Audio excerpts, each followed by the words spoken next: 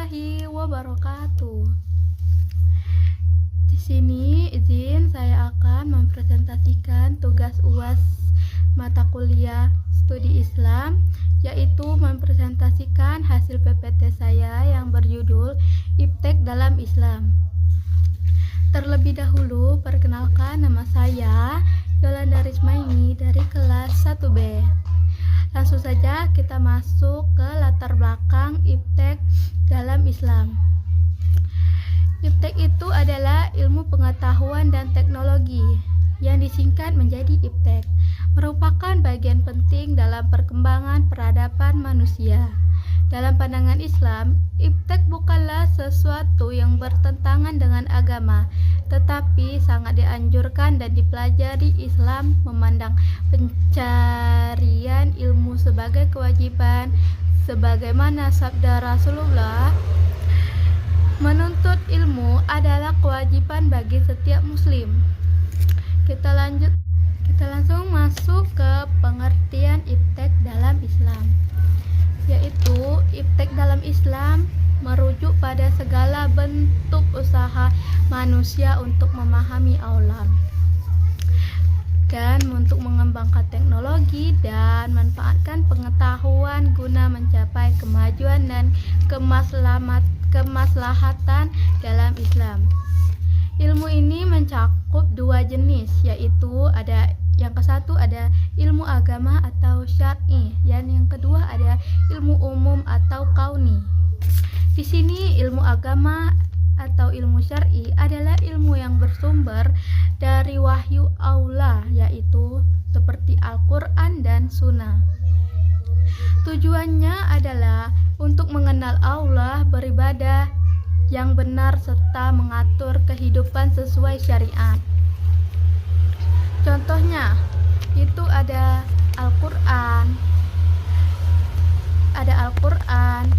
ilmu fikih, ilmu hadis, akidah dan tauhid, akhlak, dan sejarah Islam. Fungsinya untuk menuntun manusia agar hidup sesuai dengan petunjuk Allah dan untuk menjaga akhlak dan keimanan. Sedangkan ilmu umum atau kauni ini adalah ilmu yang mempelajari tentang alam semesta yang diciptakan oleh Allah Subhanahu wa Ta'ala. Contohnya ilmu sains, teknologi dan teknik, matematika, kedokteran, astronomi, pertanian dan peternakan, ekonomi dan sosial. Dan kita lanjut ke pandangan Islam terhadap Iptek. Di sini ada 4 pandangan Islam terhadap Iptek.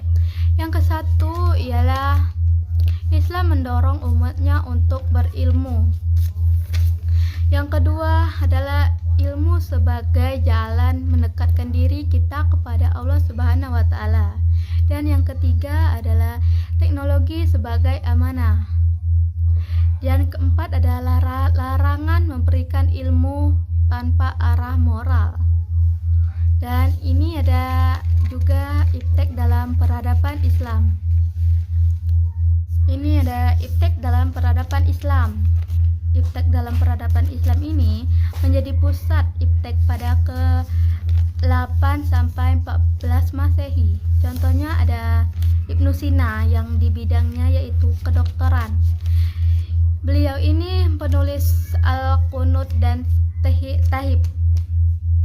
Di buku kedokteran paling berpengaruh selama 600 tahun di Eropa dan di seluruh dunia. Dan yang kedua ada Al-Khawarizmi. Beliau ini di bidang matematika. Beliau ini juga penemu sistem angka dan konsep algoritma. Dia ini juga penemu aljabar. Dia mengembangkan sistem angka Hindu ke Arab itu 0 sampai 9 yang dipakai oleh seluruh dunia. Dan ada lanjut yang ke Ibnu Al-Haytham. Beliau ini berbidang di politik. Kontribusinya ia adalah bapak optik modern. atau Bapak Politik Modern, beliau membuktikan bahwa mata ini melihat dikarenakan cahaya masuk ke mata, bukan memancarkan cahaya. Dan ada juga Al-Farabi. Al-Farabi ini berbidang di filsafat dan logika. Beliau ini dijuluki guru kedua setelah Aristoteles.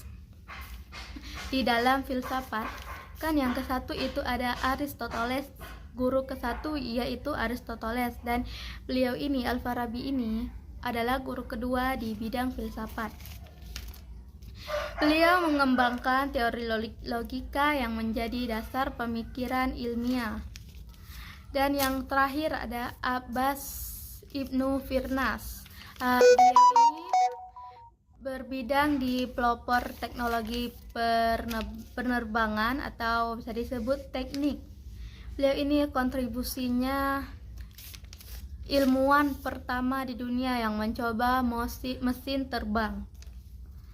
Dan kita lanjut ke hubungan iptek dengan ajaran Islam.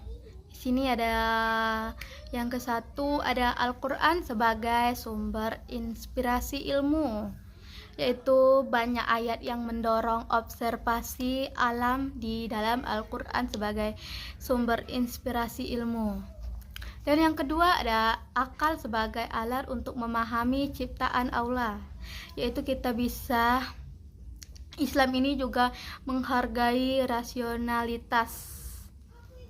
Dan yang ketiga ada teknologi digunakan untuk kemaslahatan, misalnya seperti teknologi kesehatan, teknologi transportasi, itu kan bisa menyelamatkan kita kalau kita dalam darurat sakit misalnya gitu, kan ada teknologi kesehatan dan menggunakan juga teknologi transportasi. Dan yang terakhir ada etika sebagai pembimbing penggunaan teknologi, yaitu setiap inovasi harus selaras dengan syariat. Dan masuk ke contoh pemanfaatan iptek dalam kehidupan sehari-hari menurut Islam. Di sini ada teknologi HP untuk dakwah dan menambah ilmu, yaitu contohnya seperti kita menggunakan HP itu bisa membaca Al-Quran, ada aplikasinya di handphone, itu bisa membaca Al-Quran, bisa mendengar ceramah, bisa mengaji di dalam HP. Dan ini ada juga yang kedua, teknologi kesehatan. Teknologi kesehatan ini kita bisa USG di rumah sakit, dan kita bisa dengan adanya teknologi kesehatan ini kita bisa menyembuhkan luka-luka atau menyembuhkan sakit demam gitu.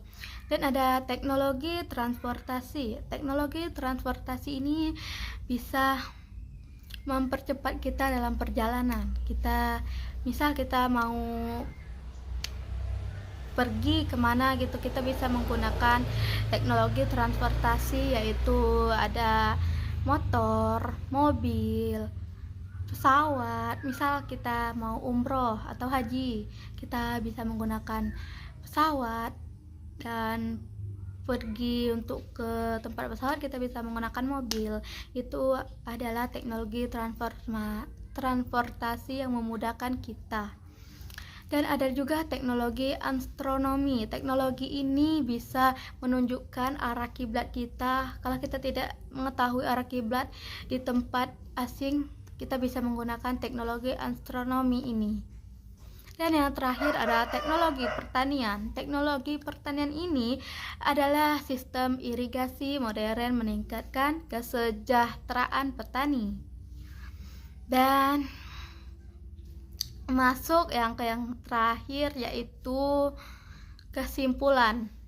Lanjut, kita masuk yang terakhir, yaitu kesimpulan. Kesimpulan dari yang saya jelaskan dari awal, yaitu kesimpulan iptek dalam Islam ini merupakan bagian penting dalam kehidupan umat manusia.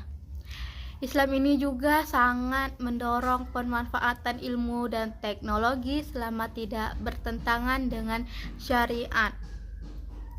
Perkembangan iptek ini juga harus diarahkan kepada kebaikan dan kemajuan umat dan serta semakin mengenalkan manusia kepada kebesaran Allah yang telah Ia buat di dunia ini. Baik, itu saja yang dapat saya sampaikan. Terima kasih, dan penjelasan saya tentang iptek dalam Islam. Ucapkan juga wassalamualaikum warahmatullahi wabarakatuh.